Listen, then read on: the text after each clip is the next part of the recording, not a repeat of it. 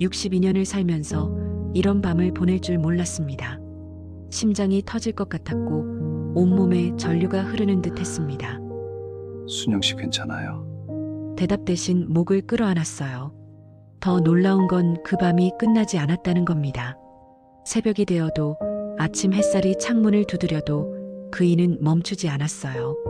65세라는 나이가 믿기지 않았죠. 소문이 사실이었구나. 아니, 소문 그 이상이었습니다.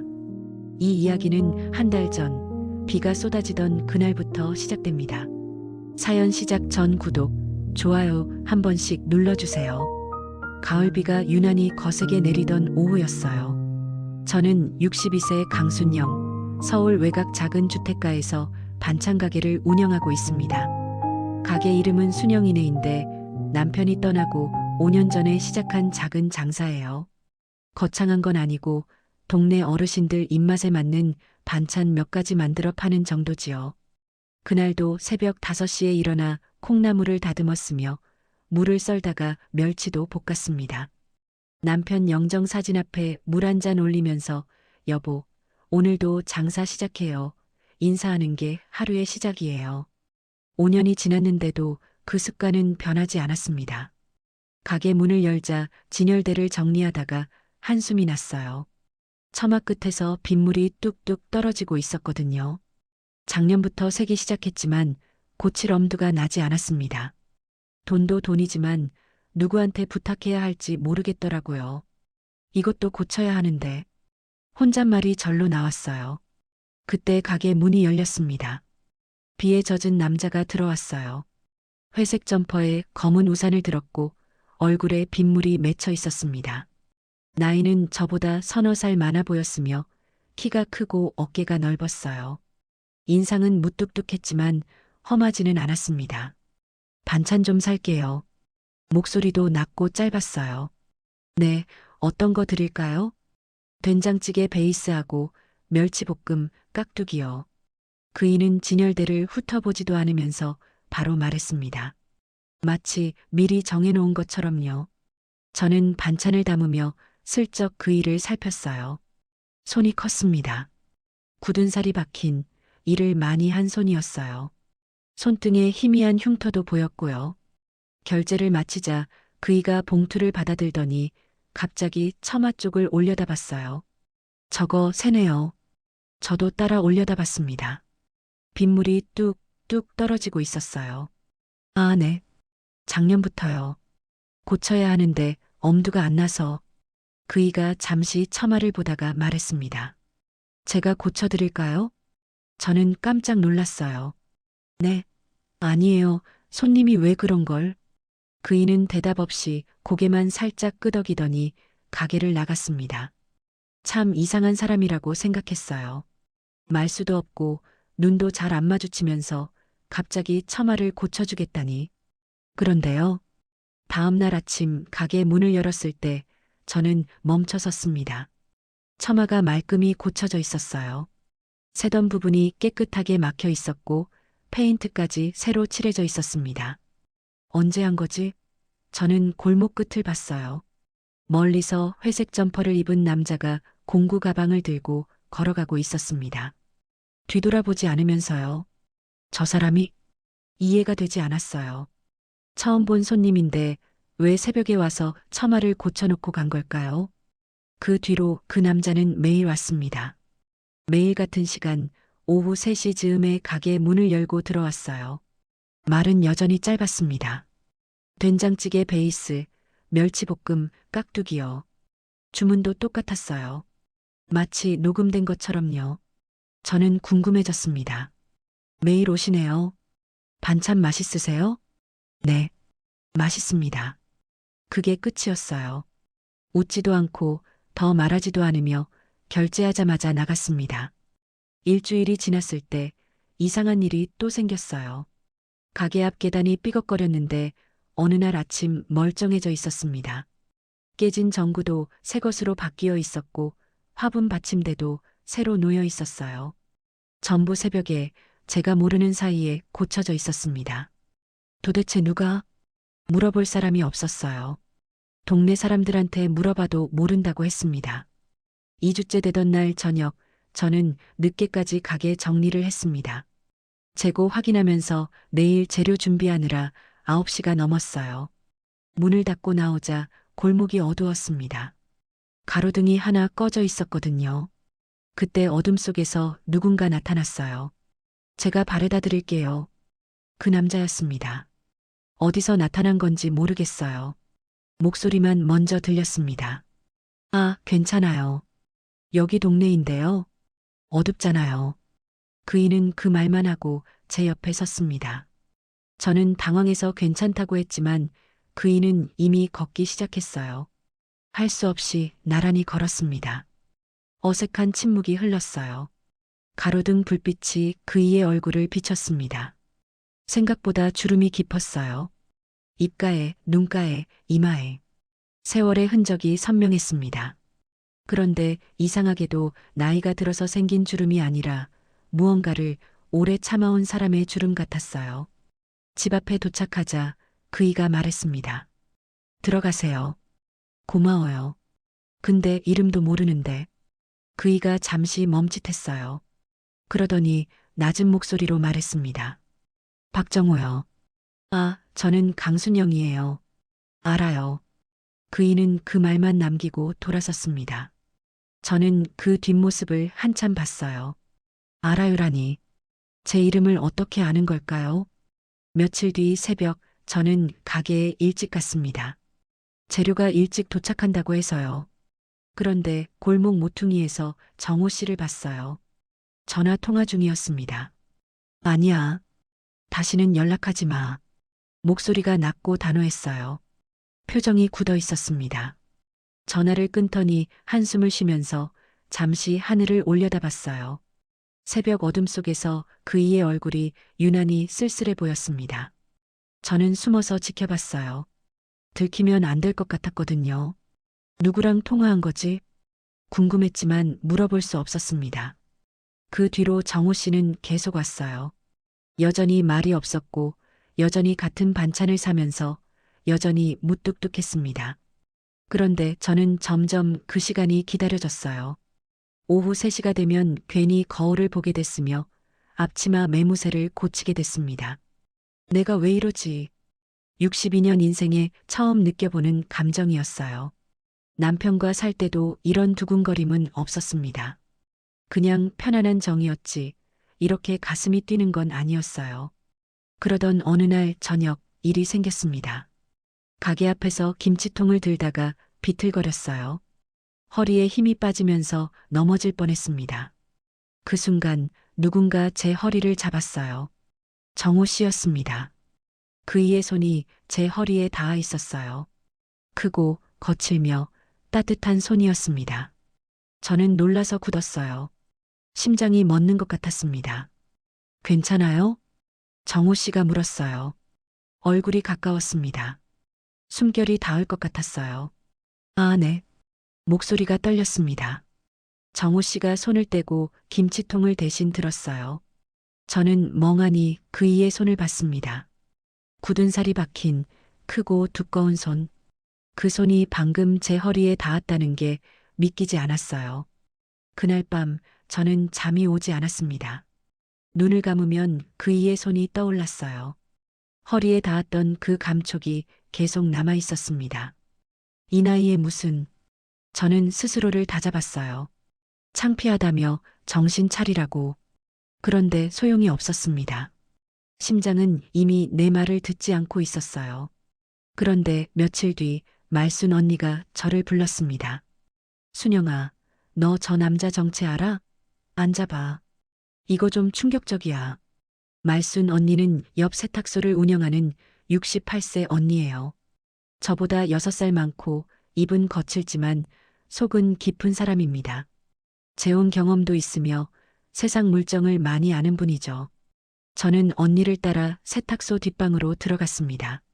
언니가 문을 닫으면서 말했어요. 야, 커피 마셔. 이거 좀 긴 얘기야. 가슴이 철렁 내려앉았습니다. 도대체 정호 씨에게 무슨 사연이 있는 걸까요? 말순 언니가 세탁소 뒷방 문을 닫자 좁은 공간에 믹스커피 향이 퍼졌습니다.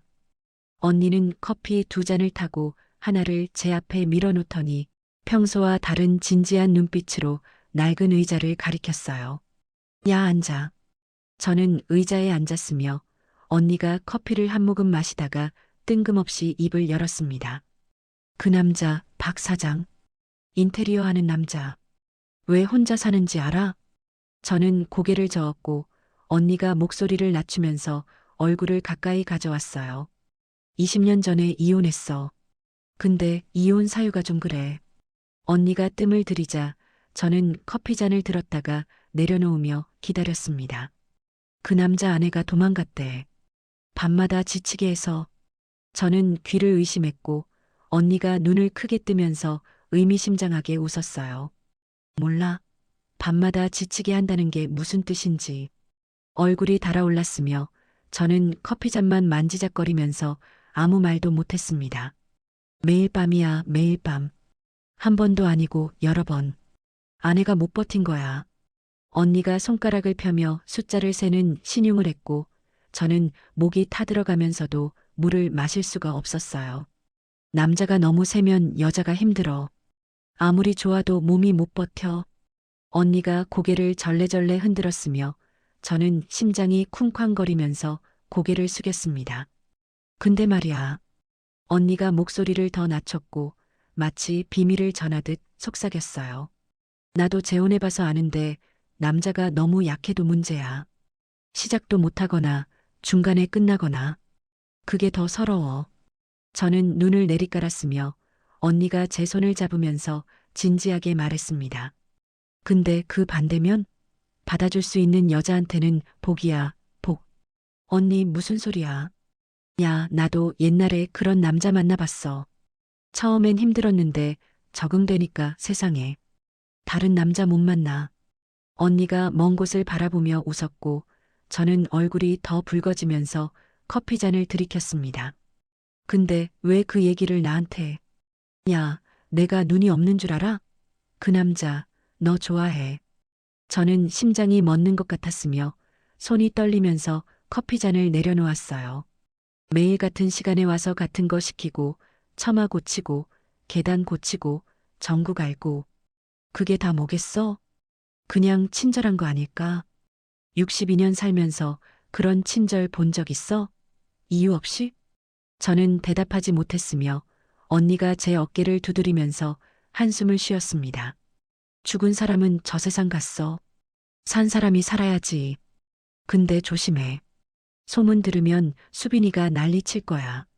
그 말에 정신이 번쩍 들었고 딸 수빈이가 떠오르면서 가슴이 답답해졌어요. 가게로 돌아오는 길에 전화가 울렸어요. 딸 수빈이었습니다. 엄마, 나 내일 가게 갈게. 얼굴 좀 보자. 갑자기 왜? 왜긴 엄마 얼굴 보고 싶어서. 뭐 이상한 거 있어? 수빈의 목소리가 평소와 달랐고 뭔가를 캐묻는 듯한 느낌이었습니다. 저는 가슴이 철렁 내려앉으면서 혹시 소문을 들었을까 걱정이 밀려왔어요. 아니, 이상한 거 없어. 내일 와. 전화를 끊고 불안한 마음이 가시지 않았지만 가게 문을 열었습니다. 그날 밤 가게 문을 닫고 정리를 하자 누군가 문을 두드렸어요. 열어보니 정호 씨였고 평소와 달리 얼굴이 어두웠습니다. 저는 심장이 쿵쿵거리면서 그를 안으로 들였어요. 이 시간에 어떻게? 소문 들으셨죠? 정호 씨가 조용히 물었으며 저는 눈을 피하면서 대답하지 못했습니다. 알아요. 동네에 소문이 어떻게 도는지. 그래서 이제 안 올게요. 그 말에 가슴이 무너지는 것 같았고 입에서 말이 튀어나왔어요. 왜요? 사장님한테 피해가면 안 되니까. 딸도 있고 저 때문에 욕먹으시면 안 돼요. 정호 씨가 고개를 숙였고 어깨가 축 처져 있었습니다. 저는 그 모습을 보면서 가슴이 찢어지는 것 같았고 말순 언니의 말이 떠올랐어요. 죽은 사람은 저 세상 갔어. 산 사람이 살아야지. 저는 정호 씨의 손을 잡았습니다. 손이 거칠었고 굳은 살이 만져지면서 일한 세월이 느껴졌어요. 정호 씨가 놀라서 저를 바라봤으며 저는 눈물이 차오르면서 말했습니다. 가지 마세요. 정호 씨의 눈이 흔들렸고 저는 그 손을 놓지 않으면서 계속 말했어요. 62년 살면서 처음이에요. 누가 이렇게 저한테 해준 사람. 목소리가 떨렸어요. 눈물이 흘러내리면서 멈출 수가 없었습니다. 남편도 이렇게 안 했어요. 처마 고쳐준 적도, 계단 고쳐준 적도 없었어요. 정호 씨가 아무 말 없이 제 손을 맞잡았고 그 손이 따뜻하면서 힘이 느껴졌어요. 울지 마세요. 왜 울지 말라는 건데요? 고맙잖아요. 진짜 고맙잖아요. 저는 울음을 멈출 수 없었는데 정호 씨가 조심스럽게 다가와 저를 안았습니다. 넓은 가슴에 얼굴이 묻혔고 심장 소리가 들리면서 따뜻한 체온이 전해졌어요. 저는 그 품에서 한참을 울었으며 5년 동안 참았던 것들이 한꺼번에 쏟아져 나왔습니다. 괜찮아요. 울어도 돼요. 정호 씨가 등을 토닥였고 그 손길이 따뜻하면서 조심스러웠어요. 저는 한참을 울었으며 울음이 멈춘 뒤에도 그 품에서 떨어지지 않았습니다. 정호 씨, 네. 내일도 오세요. 정호 씨가 잠시 침묵하더니 제 어깨를 잡으면서 얼굴을 마주 봤어요. 정말요?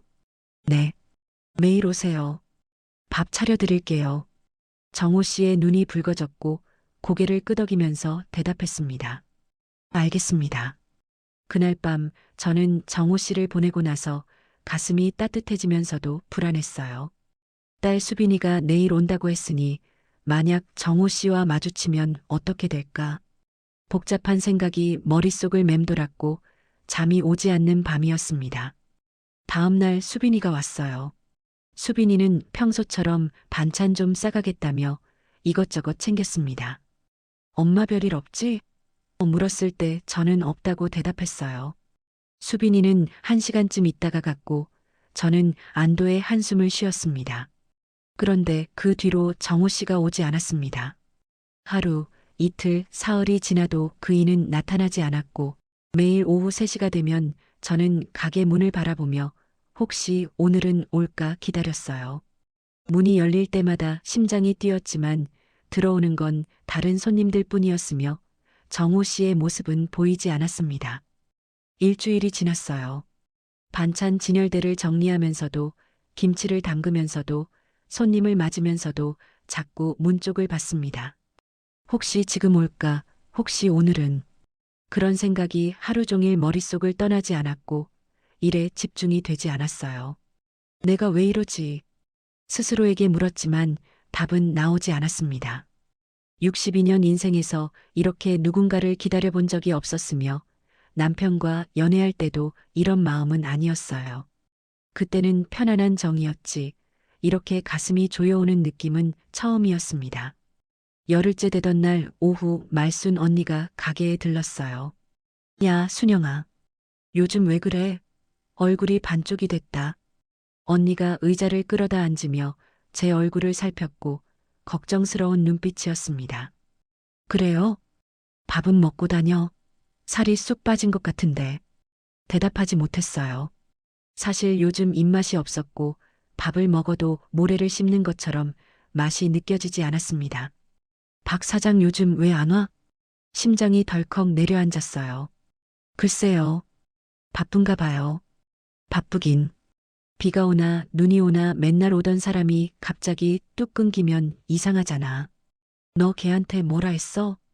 아무 말 안 했어요. 그럼 왜 안 오는 거야? 저도 모르겠다고 말하려다 멈췄습니다. 사실 이유를 알고 있었어요.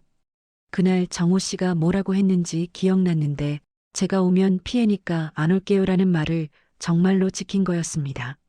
말순 언니가 갑자기 손가락을 튕기며 말했어요. 아, 잠깐. 나 어제 저녁에 개 봤다. 심장이 쿵 뛰었고 저는 언니를 바라봤습니다. 어디서요? 여기 골목이야. 어제 세탁물 배달하고 늦게 들어오는데 골목 끝에 서 있더라고. 너네 가게 쪽 보면서 숨이 멎는 것 같았어요. 저 모를 때요? 당연하지. 내가 알면 그렇게 서 있겠어? 숨어서 보는 거지. 머릿속이 하얘졌고 심장이 미친 듯이 뛰기 시작했습니다. 정호 씨가 매일 밤 골목 끝에서 제 가게를 지켜봤다고요? 그게 어제만 그런 게 아니야. 언니가 말을 이었어요. 생각해보니까 지난주에도 봤어. 그때는 그냥 지나가는 사람인 줄 알았는데 어제 보니까 같은 사람이더라고. 매일 밤 오는 것 같아. 가슴이 먹먹해지고 목이 메었습니다. 너가 집에 들어가는 거 확인하고 가더라. 가게 불 꺼지면 그때 돌아서서 가고. 왜요? 그걸 내가 어떻게 알아? 걱정되니까 그러겠지. 말순 언니가 제 어깨를 툭 치며 말했어요. 저 사람 진심인가 봐. 근데 너가 불편해할까 봐 멀리서만 보는 거지. 야, 가만히 있지 말고 너가 먼저 가봐. 기다리기만 하면 평생 못 만나. 언니가 나가고 나서 저는 한참을 앉아 있었습니다. 정호 씨가 매일 밤 골목에 왔다는 생각이 머릿속을 떠나지 않았고 말도 안 하고 모습도 안 보이면서 그냥 멀리서 지켜보기만 했다는 사실이 가슴을 쥐어짰어요. 왜 그랬을까? 걱정이 돼서, 제가 걱정이 돼서 눈물이 핑 돌았습니다. 그날 저녁 저는 가게 문을 일찍 닫았어요. 평소보다 2시간이나 일찍이었으며 집으로 가는 대신 다른 방향으로 발걸음을 옮겼습니다. 정호 씨의 인테리어 사무실이 있는 골목이었어요. 심장이 미친 듯이 뛰었고 손이 떨렸으며 다리가 후들거렸습니다. 내가 지금 뭘 하는 거지? 발걸음을 멈추려 했지만 몸이 말을 듣지 않았어요.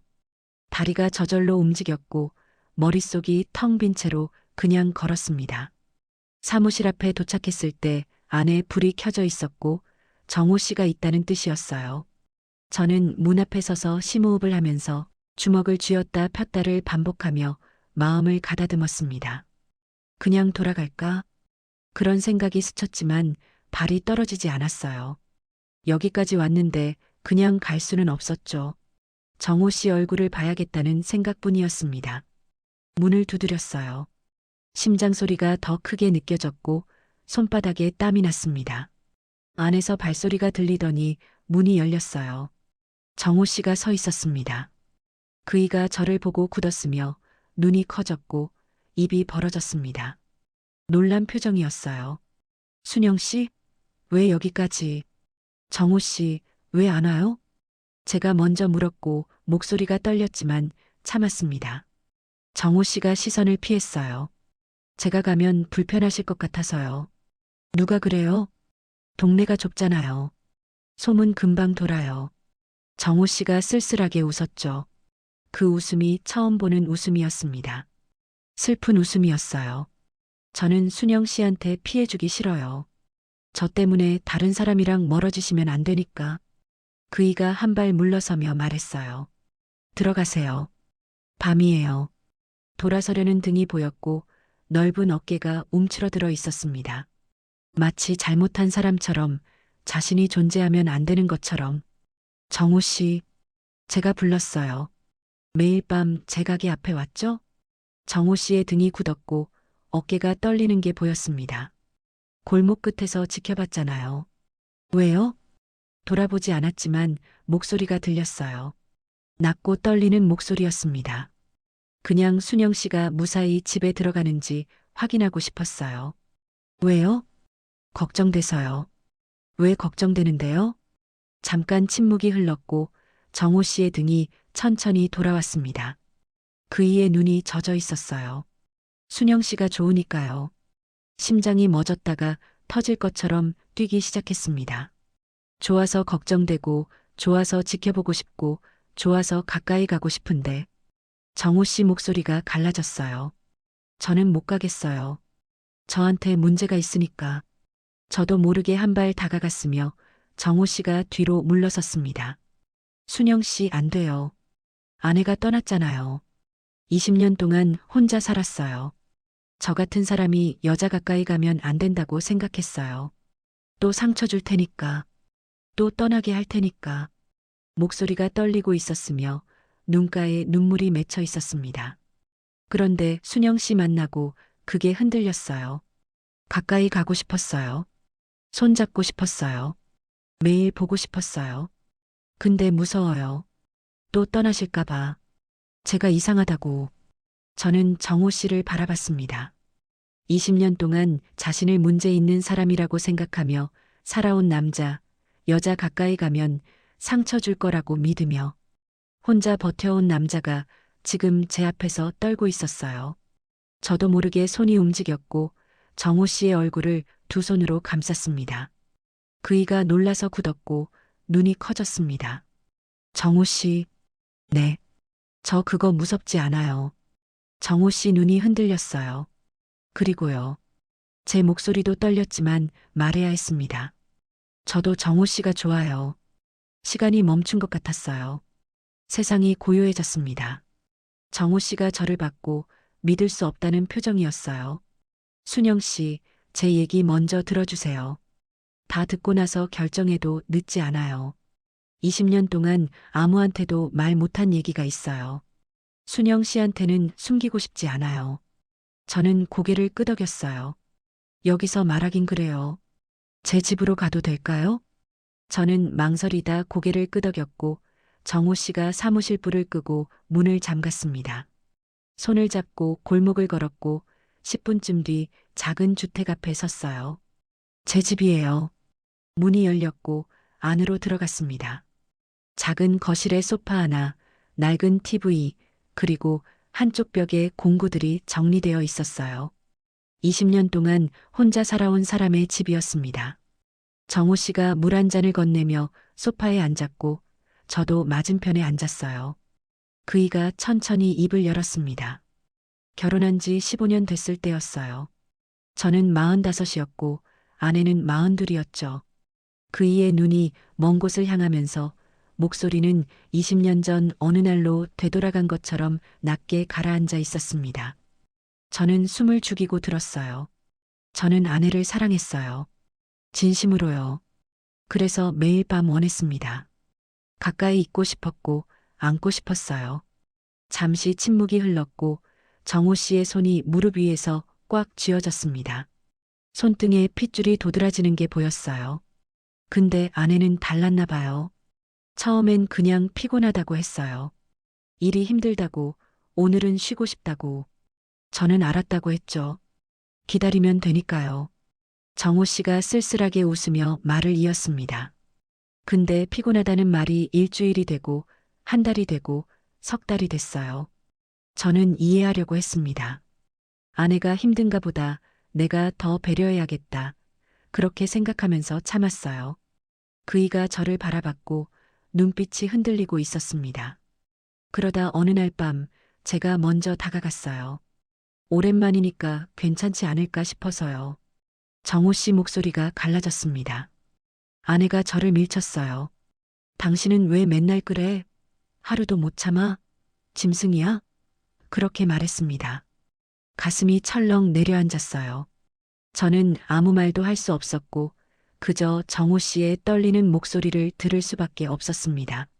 저는 아무 말도 못하고 멍하니 앉아 있었어요. 내가 짐승이라고? 아내를 사랑해서 가까이 가고 싶은 게 짐승인 건가? 그 생각만 머릿속을 맴돌았죠. 정호 씨가 고개를 숙였고 어깨가 축 처져 있었어요. 그 뒤로 저는 참았어요. 근데 한계가 있더라고요. 사람이 그렇게 오래 참으면 미쳐요. 그이가 잠시 말을 멈췄다가 힘겹게 이었습니다. 어느 날 밤 저도 모르게 아내한테 다가갔어요. 그냥 안고 싶었습니다. 그것뿐이었어요.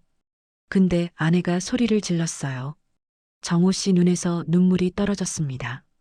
당신은 비정상이야. 얼마나 해야 속이 차? 나 죽일 셈이야? 그 말을 듣고 저는 얼어붙었어요. 정호 씨가 손으로 얼굴을 감싸며 말을 이었어요. 그날 밤 아내는 짐을 쌌습니다. 새벽에 나가더니 다시는 안 돌아왔어요. 이혼 서류만 보내왔습니다. 어깨가 떨리고 있었고 20년간 눌러왔던 상처가 터져 나오는 것 같았습니다. 저는 그때부터 생각했어요. 내가 문제구나. 내가 비정상이구나. 남들은 안 그런데 나만 이런 거구나. 그래서 20년 동안 여자 가까이 안 갔어요. 가까이 가면 또 그럴 테니까. 또 지치게 할 테니까. 또 떠나게 할 테니까. 정호 씨가 얼굴을 들었고 눈가가 젖어 있었습니다. 순영 씨, 저 이런 사람이에요. 그래도 괜찮으세요? 저는 그 일을 바라봤습니다. 20년 동안 자신을 비정상이라고 생각하며 살아온 사람, 사랑하는 아내에게 짐승이라는 말을 듣고 그 상처를 아는 채 혼자 버텨온 사람, 여자 가까이 가면 또 상처 줄 거라고 믿으며 스스로를 가둬온 사람이 지금 제 앞에서 떨고 있었어요. 저도 모르게 눈물이 흘렀습니다. 정호 씨, 그건 문제가 아니에요. 그이의 눈이 커졌습니다. 아내분이 못 받아준 거예요. 정호 씨가 이상한 게 아니라 두 분이 안 맞았던 거예요. 저는 소파에서 일어나 정호 씨 앞에 섰고 그이가 젖은 눈으로 올려다봤습니다. 제 손이 정호 씨 볼을 감쌌어요. 손가락으로 눈물 자국을 닦아주었습니다. 저는 안 도망가요. 정호 씨가 숨을 멈춘 것 같았고 입술이 떨리고 있었습니다. 정호 씨, 일어나요. 그이가 천천히 일어섰습니다. 저보다 한 뼘 이상 컸고 올려다봐야 했어요. 20년 동안 혼자 버텨왔죠? 이제 그만 혼자 버텨요. 제가 먼저 그이의 목을 감싸 안았습니다. 정호 씨가 멈칫했고 몸이 굳은 게 느껴졌어요. 20년 동안 아무도 이렇게 가까이 온 적 없었던 거겠죠. 저는 그이의 귀에 대고 속삭였습니다. 괜찮아요, 정호 씨. 저 안 떠나요. 그 말에 정호 씨가 무너졌습니다. 그이의 팔이 제 허리를 감쌌고 처음엔 조심스럽다가 점점 세게 저를 끌어안았습니다. 어깨에서 떨림이 느껴졌고 소리 없이 울고 있었어요. 저도 울었습니다. 이 사람이 20년 동안 얼마나 외로웠을지 생각하니 가슴 한가운데가 무너지는 것 같았어요. 한참을 그렇게 안고 있었습니다. 정호 씨가 몸을 떼고 저를 내려다봤어요. 눈이 빨갛게 충혈되어 있었고 볼에 눈물 자국이 남아 있었습니다. 순영 씨, 정말 괜찮아요? 저는 고개를 끄덕였고 정호 씨가 제 얼굴을 두 손으로 감쌌습니다. 거칠고 큰 손이 떨리고 있었어요. 키스해도 돼요? 심장이 멎었다가 미친 듯이 뛰기 시작했습니다. 저는 대답 대신 눈을 감았어요. 정호 씨의 입술이 제 입술에 닿았습니다. 처음엔 가볍게 스치듯이 마치 깨질까봐 조심하는 것처럼 부드럽고 따뜻했어요. 5년 만에 느껴보는 누군가의 입술이었고 남편이 떠나고 나서 잊고 있던 감각이 온몸을 휘감았습니다. 정호 씨가 살짝 떨어졌다가 다시 다가왔고 이번엔 달랐어요. 부드럽다가 점점 깊어졌고 입술에 힘이 들어갔으며 손이 제 허리를 감싸며 끌어당겼습니다. 숨이 가빠졌고 머릿속이 하얘졌어요. 생각이 멈추고 그냥 느끼기만 했습니다. 정호 씨가 떨어졌을 때 그이의 숨소리가 거칠었습니다. 순영 씨, 저 멈춰야 해요. 아니면 멈출 수 없을 것 같아요. 그이의 눈이 어두워져 있었고 욕망이 가득했지만 그 안에 두려움도 섞여 있었어요. 또 상처 줄까봐, 또 떠나게 할까봐 무서워하는 눈빛이었습니다. 저는 정호 씨의 손을 잡아 제 볼에 가져다 댔습니다. 안 멈춰도 돼요. 순영 씨, 진심이에요? 네. 후회 안 해요? 안 해요. 저 한번 시작하면 오래 걸려요. 소문 들으셨잖아요. 저는 그이의 눈을 똑바로 봤습니다. 알아요. 그만 물어보고 해요. 정호 씨가 멈칫했다가 웃었어요. 긴장과 설렘과 기대가 섞인 처음 보는 웃음이었습니다. 그이가 제 손을 잡고 안쪽 방으로 이끌었고 문이 열리자 작은 침대 하나와 협탁, 스탠드 하나가 보였습니다. 정호 씨가 혼자 살아온 공간이었어요. 문이 닫혔습니다. 어둠 속에서 정호 씨의 손이 제 얼굴을 감쌌고 이마에 입술을 댔다가 볼로, 코끝으로, 턱으로 천천히 내려왔습니다. 온몸에 전류가 흐르는 것 같았고 숨이 가빠졌어요. 순영 씨, 긴장하지 마요. 천천히 할게요. 그이의 손이 어깨를 쓸었고 떨림이 느껴졌습니다. 정호 씨도 긴장한 거였어요. 20년 만이니까요. 정호 씨도 떨려요? 네, 많이요. 저도요. 둘 다 웃었고 어둠 속에서 서로의 웃음소리가 퍼지자 긴장이 조금 풀렸습니다. 정호 씨가 저를 침대에 앉히고 옆에 앉았어요. 그이가 제 손을 잡아 손등에 입술을 댔습니다. 고마워요. 저한테 와줘서요. 저를 받아줘서요.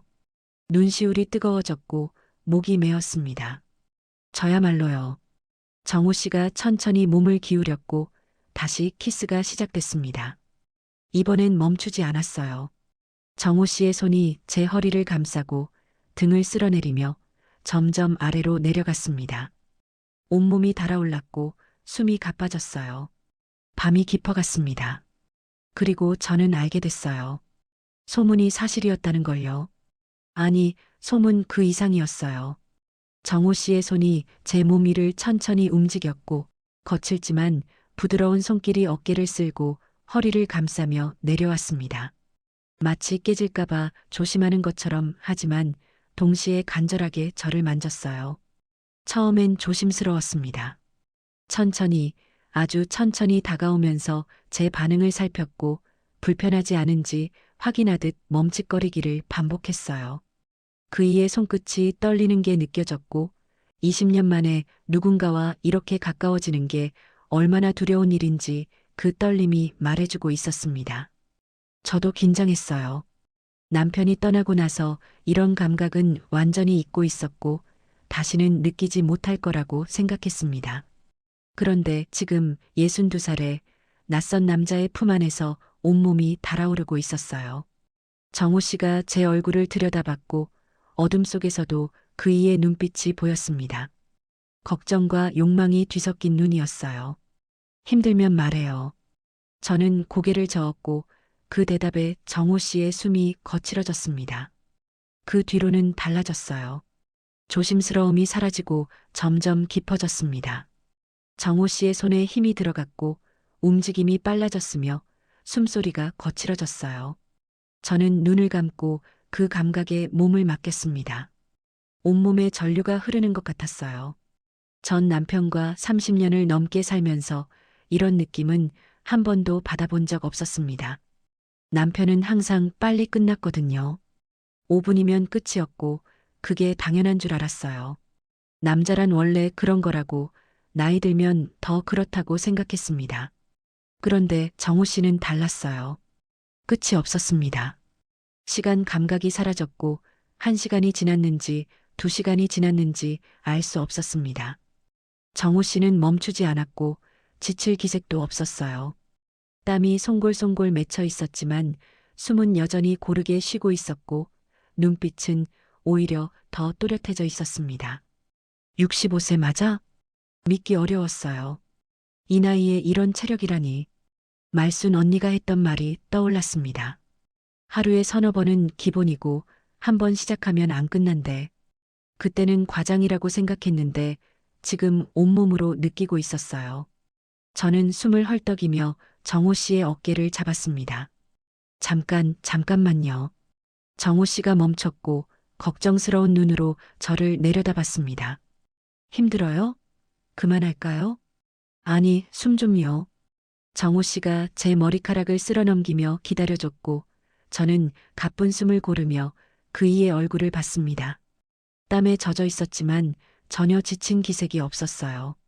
지금 몇 번째예요? 정호 씨가 멈칫했습니다. 3번째요. 3번이나 했는데 아직 끝이 아니라는 게 믿기지 않았어요. 저는 놀라서 눈이 커졌고 정호 씨의 표정이 어두워졌습니다. 역시 저 이상한 거죠? 저는 얼른 그이의 얼굴을 감쌌어요. 이상한 게 아니에요. 놀라운 거예요. 좋은 의미로요. 정호 씨의 눈이 흔들렸고 믿어도 되는 건지 확인하듯 저를 바라봤습니다. 20년 동안 스스로를 비정상이라고 생각하며 살아온 사람의 눈이었어요. 저는 그이의 볼을 쓸며 말했습니다. 정호 씨, 이건 문제가 아니라 선물이에요. 정호 씨가 아무 말 없이 저를 끌어안았습니다. 어깨가 떨리는 게 느껴졌고 제 귀에 대고 낮게 속삭였어요. 고마워요. 저도 그이를 안으며 대답했습니다. 저야말로요. 잠시 그렇게 안고 있다가 정호 씨가 몸을 떼며 물었어요. 더 해도 돼요? 저는 대답 대신 그이의 목을 끌어당겼습니다. 다시 시작됐어요. 이번엔 더 깊었고 더 강했으며 더 오래 이어졌습니다. 정호 씨의 숨소리가 거칠어졌고 제 숨소리도 따라 거칠어졌어요. 온몸이 달아올랐고 머릿속이 하얘졌으며 생각이 멈추고 감각만 남았습니다. 창문 너머로 달빛이 흐릿하게 들어왔고 정호 씨의 얼굴이 희미하게 보였습니다. 땀에 젖어 있었지만 눈빛은 여전히 맑았고 저를 바라보는 눈에 욕망과 함께 애틋함이 섞여 있었어요. 밤이 더 깊어갔습니다. 네 번째가 끝났을 때 저는 이미 녹초가 되어 있었어요. 온몸에 힘이 빠져 있었고 손가락 하나 까딱하기 힘들었습니다. 그런데 정호 씨는 여전히 멀쩡했어요. 순영 씨, 괜찮아요? 네. 근데 진짜 대단하시네요. 정호 씨가 쑥스럽게 웃었고 제 머리카락을 쓸어 넘겼습니다. 원래 그래요. 젊었을 때부터요. 저는 정호 씨의 가슴에 머리를 기대며 물었어요. 얼마나요? 하루에 대여섯 번은 했어요. 아내가 도망간 이유가 그거잖아요. 대여섯 번, 하루에. 그게 가능하다는 게 믿기 어려웠습니다. 전 남편은 일주일에 한 번도 힘들어 했거든요. 그게 정상인 줄 알았는데 정호 씨는 차원이 달랐어요. 지금도 그래요? 나이 먹어서 좀 줄었는데 그래도 서너 번은 해요. 저는 피식 웃었고 정호 씨가 의아한 표정으로 물었습니다. 왜 웃어요? 그냥요. 전 남편은 5분이면 끝이었거든요. 그게 당연한 줄 알았는데 정호 씨가 멈칫했고 조심스럽게 물었어요. 저 너무 오래 하죠? 저는 몸을 일으켜 정호 씨의 얼굴을 마주 봤습니다. 정호 씨, 네. 힘든 게 아니라 좋은 거예요. 정호 씨의 눈이 커졌고 믿을 수 없다는 표정이 됐습니다. 진짜요? 네, 진짜요. 솔직히 말할게요. 저는 정호 씨의 볼을 감싸며 말했어요. 이렇게 좋은 건 처음이에요. 평생 처음이요. 정호 씨가 아무 말 없이 저를 끌어안았습니다. 세게 꽉. 어깨가 떨리는 게 느껴졌고 제 귀에 대고 떨리는 목소리로 말했어요. 순영 씨, 저 진짜 괜찮은 거 맞죠? 20년간의 두려움이 담긴 물음이었습니다. 저는 그이의 등을 쓸어주며 속삭였어요. 괜찮아요. 이상한 거 아니에요. 안 떠나요. 약속해요.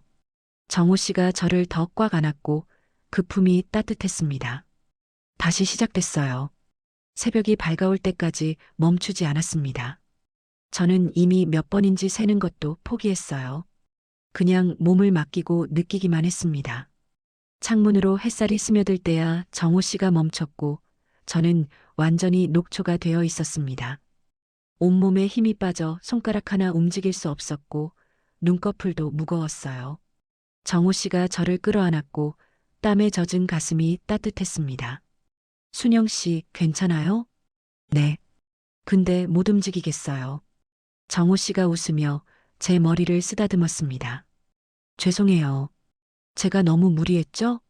아니요. 좋았어요. 진짜로요. 정호 씨가 저를 더 꽉 안으며 속삭였습니다. 고마워요.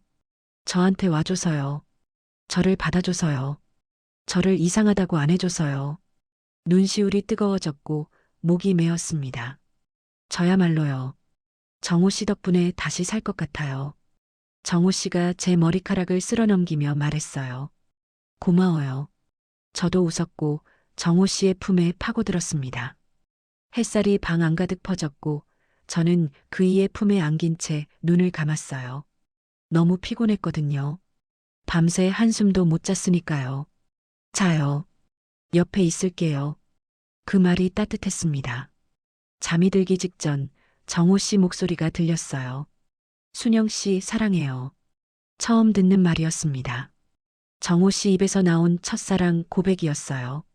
저는 눈을 감은 채 대답했습니다. 나도요. 눈을 떴을 때 낯선 천장이 보였습니다. 햇살이 창문을 통해 비스듬히 들어오고 있었고 먼지가 빗속에서 반짝이며 떠다녔어요. 몸이 무거웠고 온몸이 나른했으며 손가락 하나 까딱하기 힘들었습니다. 여기가 어디지? 잠시 멍하니 천장을 보다가 옆에서 온기가 느껴졌어요. 고개를 돌리니 정호 씨가 자고 있었습니다. 눈을 감은 얼굴이 평온해 보였고 깊은 주름 사이로 편안함이 묻어났어요. 20년 동안 혼자 잠들었을 이 사람이 지금 제 옆에서 자고 있다는 게 믿기지 않았습니다. 저는 조심스럽게 몸을 일으켰고 온몸이 욱신거렸습니다. 허리가 뻐근했고 다리에 힘이 없었으며 어젯밤의 흔적이 온몸에 남아 있었어요. 진짜 했구나. 실감이 났습니다. 62년 인생에서 가장 긴 밤이었어요. 전 남편과 30년을 살면서 한 번도 경험해보지 못한 것들을 어젯밤 다 겪었습니다. 정호 씨가 눈을 떴어요. 깼어요? 목소리가 잠겨 있었고 눈이 부신 듯 눈을 찡그렸습니다. 저는 고개를 끄덕였고 정호 씨가 몸을 일으켜 제 얼굴을 들여다봤어요. 많이 힘들죠? 어젯밤에 제가 너무 무리했어요. 괜찮아요. 좀 뻐근하긴 한데. 정호 씨가 제 허리를 쓸어주며 미안한 표정을 지었고 그 손길이 따뜻했습니다. 아침 차려줄게요. 움직이지 말고 있어요. 정호 씨가 침대에서 일어났고 저는 그 뒷모습을 봤습니다. 넓은 어깨, 탄탄한 등, 65세라고 믿기 어려운 몸이었어요. 어젯밤 그 체력이 어디서 나오는지 알 것 같았습니다. 잠시 후 부엌에서 소리가 났어요. 냄비 부딪히는 소리, 도마 위에서 칼질하는 소리, 가스레인지 켜지는 소리. 저는 침대에 누운 채 그 소리를 들었고 이상하게 눈물이 났습니다. 누군가 저를 위해 아침을 차려주는 게 얼마만인지 몰라요. 남편이 살아있을 때도 아침은 항상 제가 차렸거든요. 새벽에 일어나 밥하고 국 끓이고 반찬 데우고 그게 당연한 줄 알았습니다. 그런데 지금 낯선 남자가 저를 위해 아침을 만들고 있었어요. 향긋한 냄새가 방 안으로 퍼져 들어왔고 된장찌개 끓는 냄새와 계란 부치는 냄새가 섞여 있었습니다. 배가 고프다는 걸 그제야 느꼈어요. 어젯밤 아무것도 못 먹었으니까요. 정호 씨가 방문을 열고 들어왔습니다. 일어날 수 있어요? 저는 천천히 몸을 일으켰고 정호 씨가 팔을 내밀어 부축해줬습니다. 다리가 후들거렸고 걷기가 힘들었어요. 괜찮아요? 네, 그냥 다리에 힘이 없어서요. 정호 씨가 피식 웃었고 제 허리를 감싸며 천천히 걸었습니다. 제 탓이죠. 죄송해요. 됐어요. 좋은 거라니까요. 작은 식탁에 아침이 차려져 있었어요. 된장찌개, 계란말이, 김치, 그리고 갓 지은 밥. 소박하지만 정성이 느껴지는 상이었습니다. 저는 식탁 앞에 앉았고 정호 씨가 맞은편에 앉았어요. 숟가락을 들었는데 손이 떨렸습니다. 왜 그래요? 정호 씨가 물었고 저는 고개를 저었어요. 그냥요. 누가 저한테 밥 차려주는 게 오랜만이라서요. 정호 씨가 아무 말 없이 저를 바라봤고 눈빛이 부드러워졌습니다. 앞으로 매일 해줄게요. 그 말에 눈물이 핑 돌았고 저는 고개를 숙이며 밥을 떴습니다. 된장찌개가 맛있었어요.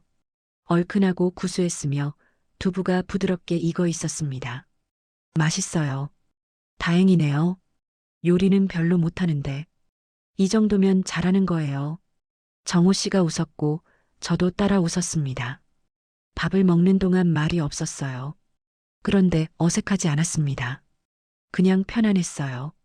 오래 알고 지낸 사람처럼 매일 아침 함께 밥을 먹어온 사람처럼 밥을 다 먹고 숟가락을 내려놓았을 때 정호 씨가 말했어요. 순영 씨, 네. 어젯밤에 확신이 생겼어요. 저랑 같이 살래요? 심장이 멎었습니다. 너무 갑작스러운 말이었어요. 그게 무슨 말이에요? 말 그대로예요. 저랑 같이 살자는 거예요. 정호 씨가 진지한 눈으로 저를 바라봤고 장난기라곤 찾아볼 수 없는 표정이었습니다. 어젯밤에 깨달았어요. 저 이제 혼자 못 살겠어요. 순영 씨 없이는요. 가슴이 두근거렸고 머릿속이 복잡해졌습니다. 기쁘면서도 두려웠어요. 딸 생각이 났고 동네 사람들 시선이 떠올랐으며 이 나이에 무슨이라는 말이 머릿속을 맴돌았습니다. 정호 씨, 그게 말을 잇지 못했어요. 정호 씨가 제 손을 잡았고 따뜻한 손이 제 손을 감쌌습니다. 천천히 생각해요. 대답 안 해도 돼요. 그냥 제 마음이 그렇다는 거예요. 저는 고개를 끄덕였고 정호 씨가 손을 놓으며 웃었습니다. 설거지 제가 할게요. 순영 씨는 쉬어요. 정호 씨가 일어나 설거지를 시작했고 저는 식탁에 앉아 그 뒷모습을 봤습니다. 넓은 어깨가 움직이고 물소리가 찰랑거렸어요. 같이 살자. 그 말이 계속 맴돌았습니다. 그때 제 전화가 울렸어요. 화면을 보니 수빈이라고 떠 있었고 심장이 덜컥 내려앉았습니다. 딸이었어요. 저는 떨리는 손으로 전화를 받았습니다. 엄마, 나야. 어디야? 수빈아. 엄마 어제 전화했는데 왜 안 받았어? 집에 없더라. 머릿속이 하얘졌어요. 뭐라고 말해야 할지 몰랐습니다. 어젯밤 정호 씨 작업실에서 밤을 새웠다고 말할 수는 없었어요. 그냥 일이 좀 있었어. 무슨 일? 그냥 일이야. 전화기 너머로 수빈이 한숨 쉬는 소리가 들렸어요. 엄마, 나 지금 가게 앞이야. 문 안 열었더라. 심장이 쿵 내려앉았습니다. 뭐? 가게 앞이라고. 엄마 어디야? 내가 갈게. 저는 정호 씨를 봤어요. 그이가 설거지를 멈추고 저를 바라보고 있었고 걱정스러운 눈빛이었습니다. 수빈아, 엄마가 갈게. 거기서 기다려. 어디서 오는 건데? 그냥 기다려. 전화를 끊었고 손이 떨렸습니다. 정호 씨가 다가왔어요. 딸이에요? 네. 가게 앞에 왔대요. 제가 데려다 줄게요. 아니에요. 혼자 갈게요. 정호 씨의 표정이 굳어졌고 뭔가 말하려다 입을 다물었습니다. 저는 급하게 옷을 챙겨 입었고 현관으로 향했어요. 순영 씨, 저 때문에 딸이랑 싸우지 마요. 가슴이 아팠어요. 저는 정호 씨에게 다가갔고 그이의 얼굴을 두 손으로 감쌌어요. 제가 알아서 할게요. 기다려요. 그이의 이마에 입술을 댔고 돌아서서 문을 열었습니다. 밖으로 나오니 아침 공기가 차가웠어요. 저는 깊이 숨을 들이쉬며 가게 쪽으로 걸었습니다. 다리가 아직 후들거렸고 몸이 무거웠지만 걸음을 멈추지 않았어요. 가게 앞에 수빈이가 서 있었습니다. 저를 보자마자 표정이 굳어졌고 위아래로 훑어봤어요. 어젯밤 입었던 옷 그대로였고 머리도 헝클어져 있었습니다. 엄마, 어디서 온 거야? 대답하지 못했어요. 수빈이의 눈이 차가워졌습니다. 엄마 설마? 침묵이 대답이었어요. 수빈이가 한숨을 쉬며 고개를 저었고 실망과 분노가 뒤섞인 표정이었습니다. 엄마, 진짜 왜 이래? 아빠 돌아가신 지 5년밖에 안 됐어. 근데 벌써 다른 남자랑? 가슴이 찢어지는 것 같았어요. 하지만 저는 고개를 들었습니다. 수빈아, 뭐? 엄마 얘기 좀 들어줄래? 수빈이가 저를 노려봤고 저는 그 시선을 피하지 않았습니다. 가게 안으로 들어가자. 얘기할 게 있어. 가게 문을 열고 안으로 들어갔습니다. 수빈이가 뒤따라 들어왔고 문이 닫히자 좁은 공간에 무거운 침묵이 내려앉았어요. 저는 불을 켜고 의자 두 개를 마주보게 놓았으며 수빈이에게 앉으라고 손짓했습니다. 수빈이가 앉았고 저도 맞은편에 앉았어요. 딸의 눈이 차가웠고 입술이 굳게 다물어져 있었으며 온몸에서 분노가 느껴졌습니다. 말해봐요, 엄마. 뭘 얘기하고 싶은 건데요? 목소리가 날카로웠어요. 저는 숨을 깊이 들이쉬고 입을 열었습니다. 수빈아, 엄마가 어젯밤 정호 씨랑 있었어. 수빈이의 표정이 더 굳어졌고 눈에 실망이 가득 차올랐어요. 알아요. 보면 알죠. 옷도 그대로고 머리도 엉망이고 숨기려는 게 아니야. 솔직하게 말하려고. 솔직하게요? 아빠 돌아가신 지 5년밖에 안 됐는데 다른 남자랑 밤새 뭐 했는지 솔직하게 말하라고요? 가슴이 찔렸어요. 하지만 저는 시선을 피하지 않았고 딸의 눈을 똑바로 바라봤습니다. 수빈아, 엄마 5년 동안 어떻게 살았는지 알아? 수빈이가 입을 다물었고 대답하지 않았어요. 매일 새벽 4시에 일어났어. 반찬 만들고 가게 열고 저녁까지 일하고 집에 가면 아무도 없어. 밥 혼자 먹고, TV 혼자 보고, 침대에 혼자 누워. 천장 보면서 내일도 이렇게 살아야 하나 생각했어. 목이 메었고, 눈시울이 뜨거워졌지만 참았습니다. 명절에 너희 집 가면 내 시어머니, 시아버지 다 계시잖아. 온 가족이 둘러앉아 밥 먹고, 웃고 떠들고. 엄마는 거기서 손님이야. 밥 먹고 설거지 돕고 나면 갈 데가 없어.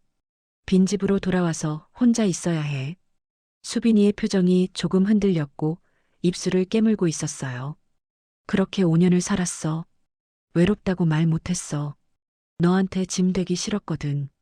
엄마는 괜찮다고, 혼자서도 잘 산다고 그렇게 말했지. 근데 괜찮지 않았어. 눈물이 흘렀어요. 참으려 했는데 참아지지 않았습니다. 정호 씨 만나고 달라졌어. 그 사람이 매일 와서 반찬 사가고 말없이 가게 고쳐주고 비 오는 날 우산 놓고 가고 아무것도 안 바라고 그냥 해줬어. 엄마한테 그렇게 해준 사람 처음이야. 수빈이가 고개를 숙였고 표정이 보이지 않았어요. 그 사람한테 마음이 생겼어.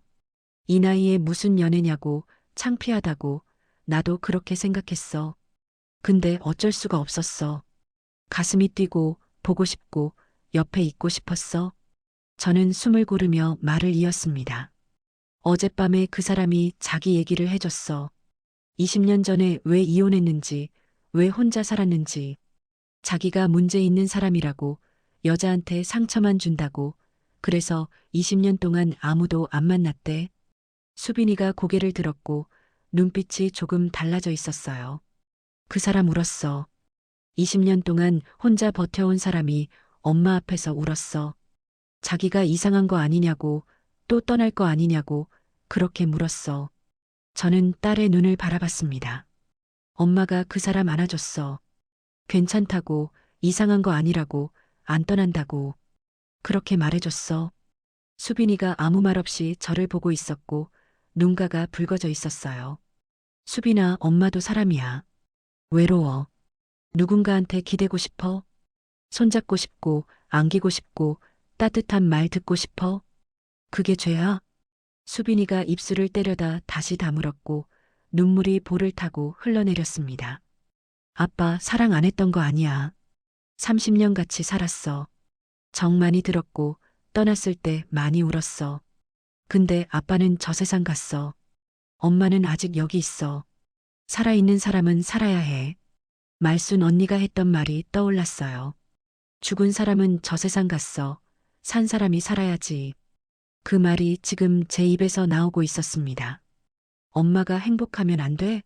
이 나이에 사랑하면 안 돼? 너가 허락해줘야 엄마가 행복해도 되는 거야? 수빈이가 고개를 숙였고 어깨가 떨리고 있었어요. 울고 있는 것 같았습니다. 한참 침묵이 흘렀어요. 저는 기다렸습니다. 딸이 뭐라고 하든 받아들일 준비가 되어 있었어요. 반대해도 화를 내도 인연을 끊겠다고 해도 하지만 더 이상 숨기고 싶지 않았고 거짓말하고 싶지 않았습니다. 수빈이가 고개를 들었어요. 눈이 빨갛게 충혈되어 있었고 볼에 눈물 자국이 있었으며 입술이 떨리고 있었습니다. 엄마. 응. 나 엄마가 웃는 거 오랜만에 봤어. 저는 멈칫했어요. 지난번에 왔을 때 가게에서 엄마 봤잖아. 그때 엄마 표정이 달랐어. 뭔가 달라 보였어. 그때는 왜 그런지 몰랐는데. 수빈이가 눈물을 닦으며 말을 이었습니다. 아빠 돌아가시고 나서 엄마 웃는 거 본 적 없어. 명절에 와도 억지로 웃고 전화해도 힘없이 말하고. 내가 바빠서 자주 못 왔지만 엄마 걱정은 했어. 혼자 어떻게 사나, 외롭지 않나. 수빈이의 목소리가 갈라졌어요. 근데 지난번에 봤을 때 달랐어. 눈이 반짝거렸어. 뭔가 기대하는 것 같았어. 그게 그 남자 때문인 거 알았어. 그래서 더 화가 났던 것 같아. 화가 났어? 응. 엄마가 아빠 말고 다른 남자한테 웃는 게 싫었어. 배신당한 기분이었어. 아빠가.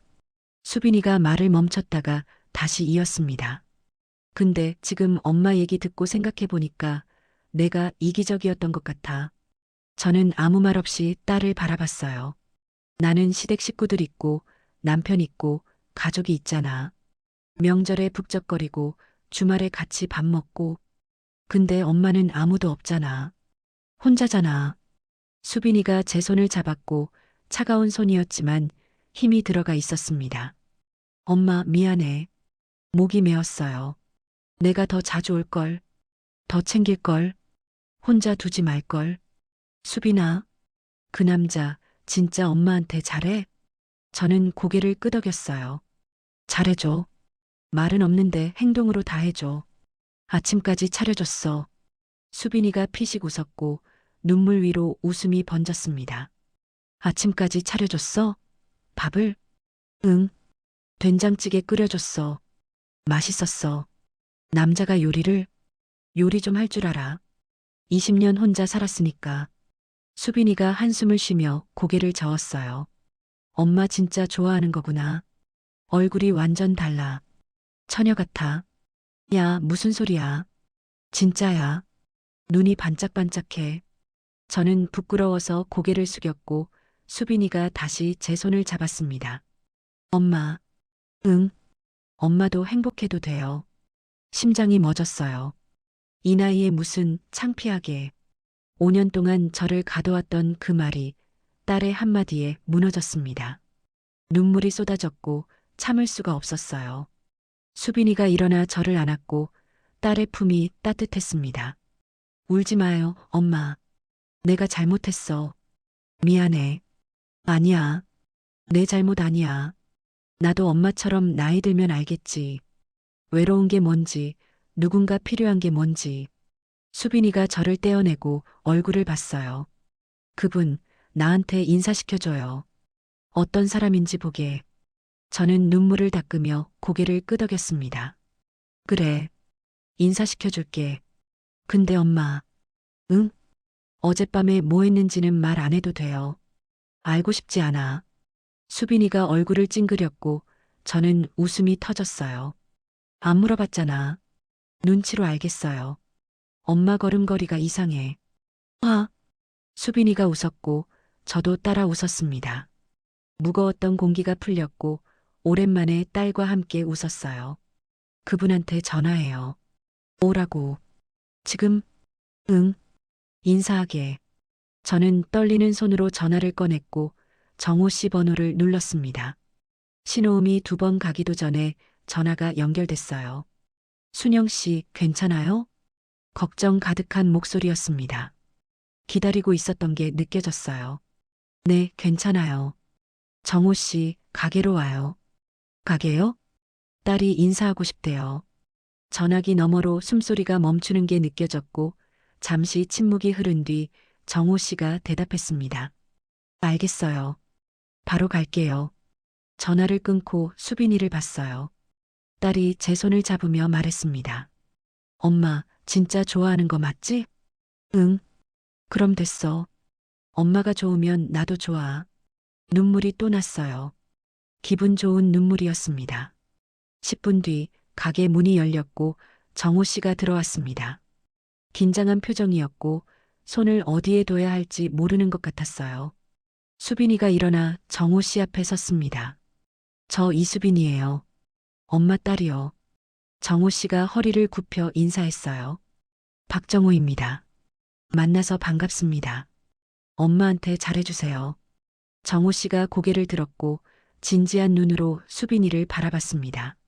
네. 약속드릴게요. 수빈이가 고개를 끄덕였고 저를 돌아봤어요. 나갈게요, 엄마. 다음에 또 올게. 그래. 조심해서 가. 수빈이가 문을 열고 나가다가 멈췄습니다. 돌아보며 말했어요. 행복해야 돼, 엄마. 문이 닫혔고 수빈이가 사라졌습니다. 저는 정호 씨를 봤어요. 그이도 저를 보고 있었고 눈가가 젖어 있었습니다. 잘 된 거예요? 저는 고개를 끄덕이며 그이에게 다가갔습니다. 정호 씨의 품에 안겼고 그이의 팔이 저를 감쌌어요. 고마워요, 순영 씨. 뭐가요?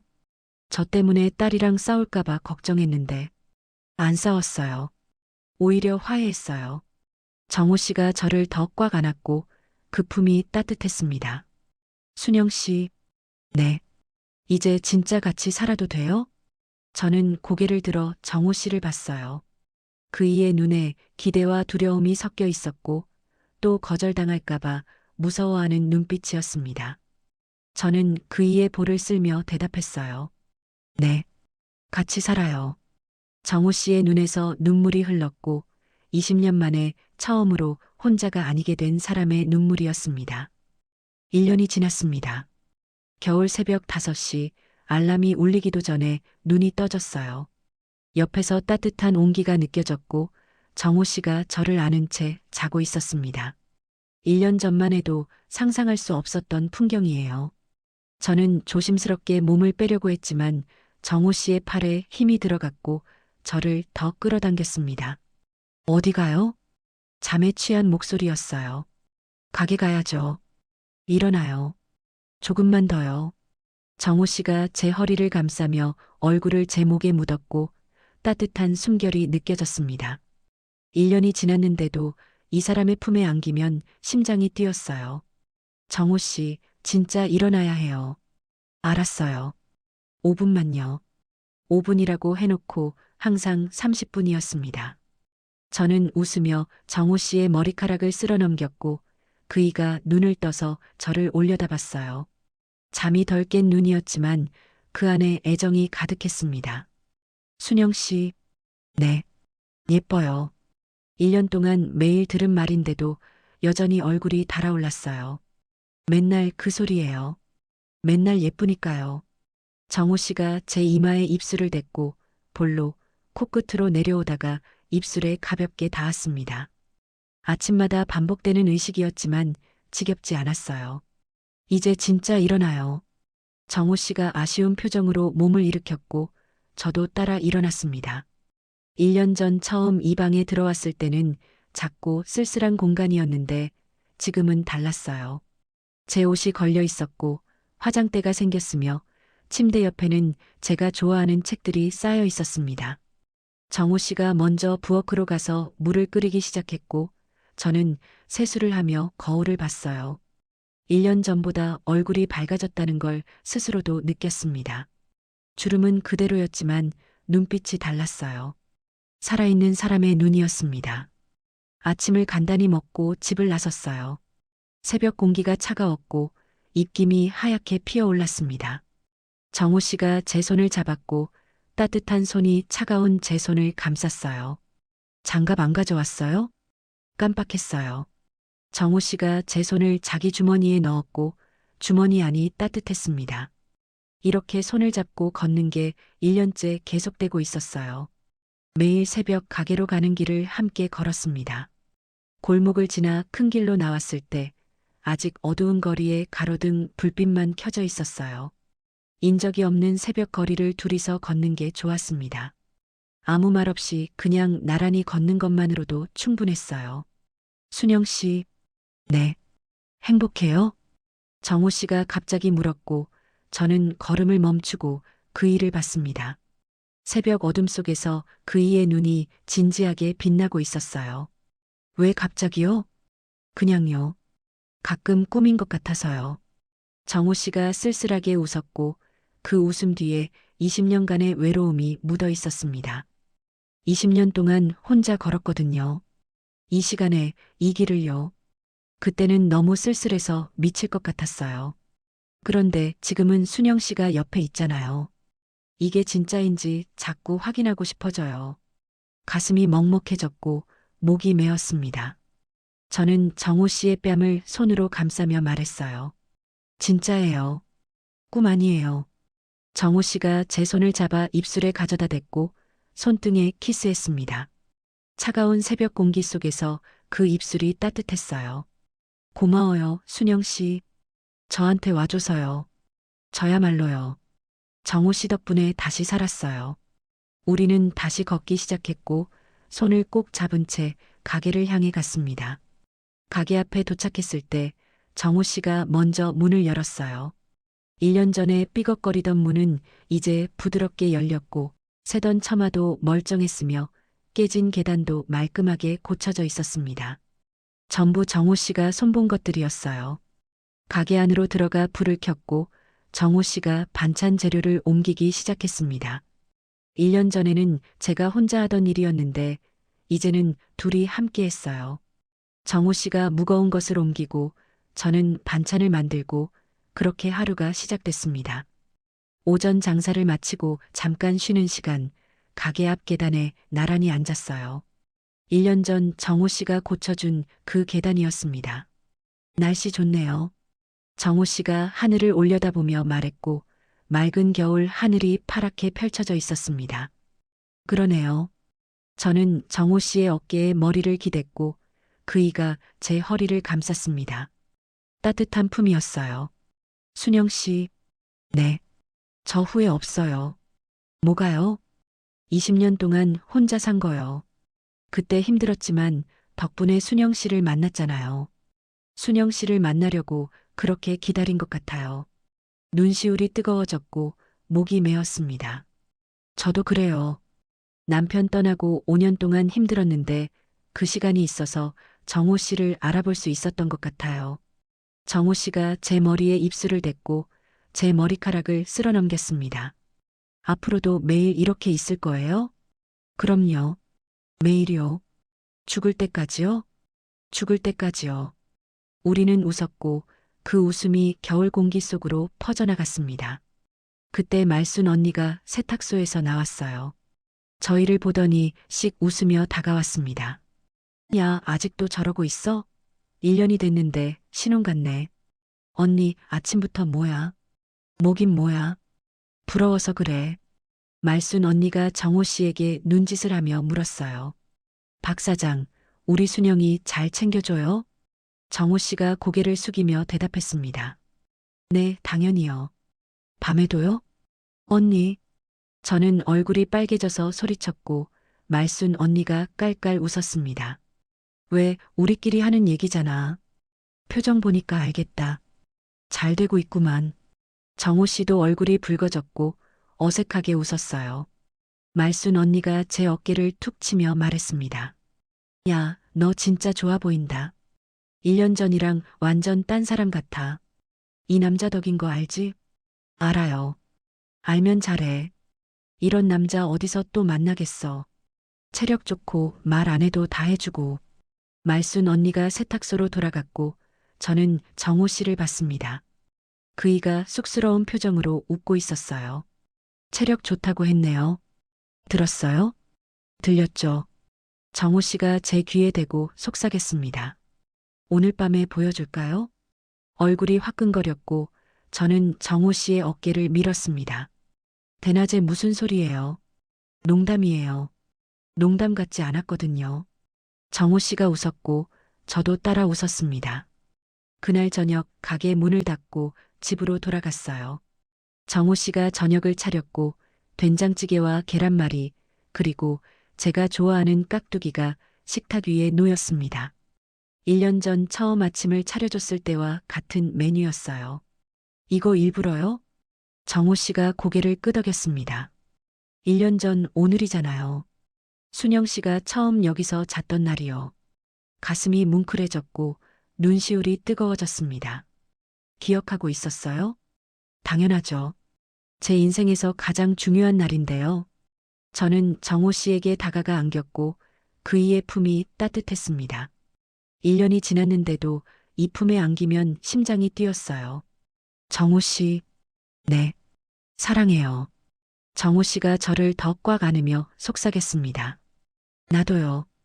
밥을 먹고 설거지를 마친 뒤 우리는 소파에 나란히 앉았어요. 정호 씨가 제 손을 잡았고 저는 그이의 어깨에 기댔습니다. 순영 씨, 네. 앞으로도 이렇게 살아요. 그럼요. 매일 아침 같이 일어나고 같이 밥 먹고 같이 가게 가고 저녁에 같이 돌아오고 그렇게 살아요. 죽을 때까지요. 정호 씨가 제 손등에 키스했고 저는 눈을 감았습니다. 늦게 온 사랑이라고 가볍지 않았어요. 오히려 기다린 만큼 깊었습니다. 20년을 혼자 버틴 사람과 5년을 혼자 버틴 사람이 만나 이제는 함께 걷고 있었어요. 매일 아침 손을 잡고요. 정호 씨가 문제라고 생각했던 것 저한테는 선물이었습니다. 그리고 저는 그이한테도 선물이 되고 싶었어요. 혹시 이 이야기를 듣고 계신 분 중에 이 나이에 무슨 이라고 생각하시는 분이 계신다면요. 저도 그랬어요. 창피하다고, 자격 없다고 생각했습니다. 하지만 알게 됐어요. 사랑의 늦은 나이는 없다는 걸요. 그리고 행복해도 된다는 걸요. 지금의 이야기가 마음에 드셨다면 다른 영상도 시청해 주세요. 좋아요와 구독, 알람 설정은 무료입니다. 그리고 이런 사람이 옆에 있다면 어떨지 댓글로 남겨주세요. 선생님의 한마디가 다른 분께 깊은 공감이 될 수 있습니다.